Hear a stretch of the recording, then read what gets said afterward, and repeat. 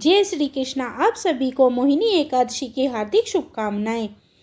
मोहिनी एकादशी का व्रत वैशाख मास के शुक्ल पक्ष की एकादशी को रखा जाता है। इस व्रत के महात्म्य के बारे में पद्म पुराण में बताया गया है।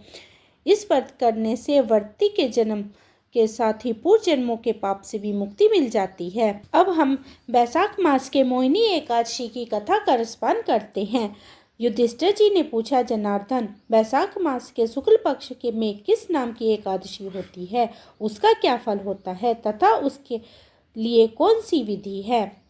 भगवान श्री कृष्ण जी बोले, महाराज, पूर्व काल में परम बुद्धिमान श्री रामचंद्र जी ने महर्षि वशिष्ठ से यही बात पूछी थी जिसे आज तुमने मुझसे पूछ रहे हो। श्री रामचंद्र जी ने कहा था, भगवान, जो समस्त पापों का क्षय तथा सब प्रकार के दुखों का निवारण करने वाले व्रत उत्तम व्रत हो, उसे मैं सुनना चाहता हूँ।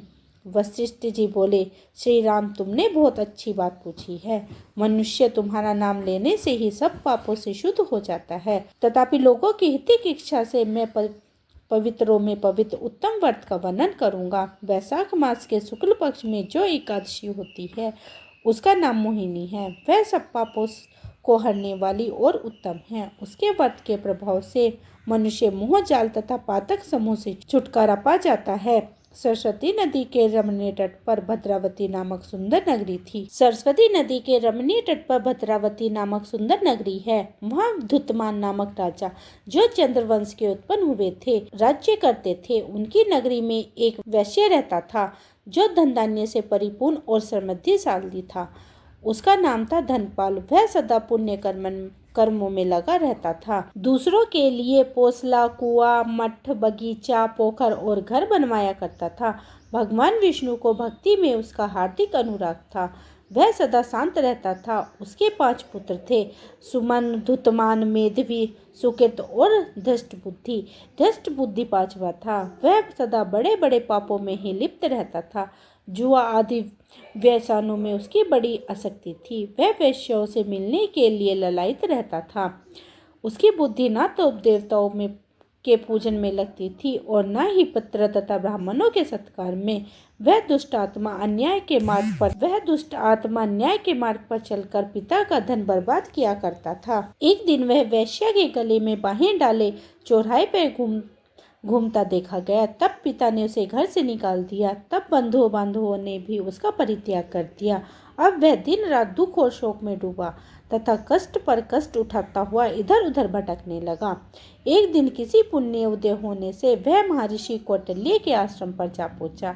वैशाख का महीना था। तपोधन कौटिल्य गंगा जी में स्नान कर आए थे। धष्ट बुद्धि शोक के भार से पीड़ित हो मुनिवर कौटिल्य के पास गया और हाथ जोड़ सामने खड़ा होकर बोला, ब्राह्मण द्विजश्रेष्ठ, मुझ पर दया करके कोई ऐसा व्रत बतलाइए जिसके पुण्य के प्रभाव से मेरी मुक्ति हो। कौटिल्य मुनि बोले, वैशाख के शुक्ल पक्ष में मोहिनी नाम से प्रसिद्ध एकादशी का व्रत करो। मोहिनी के उपवास करने से प्राणियों के अनेक जन्मों में किए हुए मेरु पर्वत जैसे महापाप भी नष्ट हो जाते हैं। वशिष्ठ जी ने कहा, श्री रामचंद्र जी, मुनि के यह वचन सुनकर दुष्ट बुद्धि ने चित्त प्रसन्न हो गया।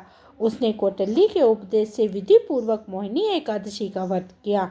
निर्श्रेष्ठ इस व्रत के करने से वह निष्पाप हो गया और दिव्य देह धारण करके गरुड़ पर आरूढ़ हो सब प्रकार के उपद्रव से रहित श्री विष्णु धाम को चला गया। इस प्रकार यह मोहिनी व्रत बहुत ही उत्तम है। इसके पढ़ने और सुनने से सहस्त्र गोदान का फल प्राप्त होता है। जय श्री कृष्णा। दोस्तों, कहते हैं कि एकादशी के दिन जितनी भी भगवान की कथाओं की चर्चा की जाए उतने ही हमारे पुण्य अर्जित होते हैं।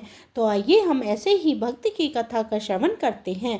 ग्वाल मुनि का भद्रशिला नाम का एक पुत्र था। भद्रशील ने छोटी उम्र में ही एकादशी का व्रत पालन करना शुरू कर दिया। मुनि ने उन्हें ऐसा करने के लिए कभी नहीं कहा। एक बार मुनि ने भद्रशील से पूछा कि उन्हें इस व्रत को करने को किसने कहा है। भद्रशील ने कहा कि मैं कई जन्मों से एकादशी का व्रत करता आ रहा हूँ। आमतौर पर किसी को भी पिछला जन्म याद नहीं रहता। जब तक आप माँ के गर्भ में होंगे तब तक आपको अपने पिछले जन्म की याद रहेगी, लेकिन जन्म से ठीक पहले यह स्मृति मिट जाती है। लेकिन भद्रशील को अपने पिछले जन्म की याद उस समय भी थी। यह एकादशी व्रत की शक्ति थी जिसका वे पालन करते थे। एक दिन वे पूर्व जन्म में धर्मकीर्ति नामक राजा थे। धर्मकीर्ति बहुत क्रूर था, उसे कोई पसंद नहीं करता था। ऐसा कोई पाप नहीं था जो उसने नहीं किया होगा। एक बार वह अपने सैनिकों के साथ शिकार पर गया। उसने एक हिरण को देखा और अपने सैनिकों को उस हिरण को चारों ओर से घेरने के लिए कहा।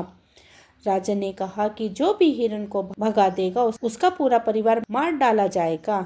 हिरण ने यह सुना और सोचा, बेचारे सैनिकों में उसमें से किसी को कुछ भी नहीं होने दूंगा। हिरण राजा के पास से निकल कर भागा।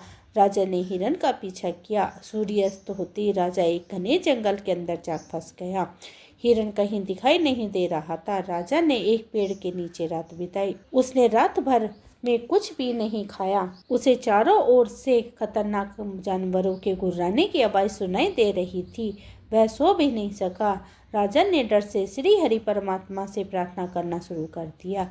फिर सुबह होते ही उसकी मृत्यु हो गई। यमदूत आए और उसे यमराज के पास ले गए। यमराज ने पूछा, तुम लोग इन्हें यहाँ क्यों लाए हो? इनका स्थान वैकुंठ में भगवान विष्णु के बगल में है। लेकिन राजन, यह तो महापापी है। नहीं, वह सब चला गया। यह अपवित्र है। जिस दिन इसकी मृत्यु हुई वह एकादशी थी। उन्होंने दिन भर उपवास किया और रात में जागते हुए श्री हरि का स्मरण किया।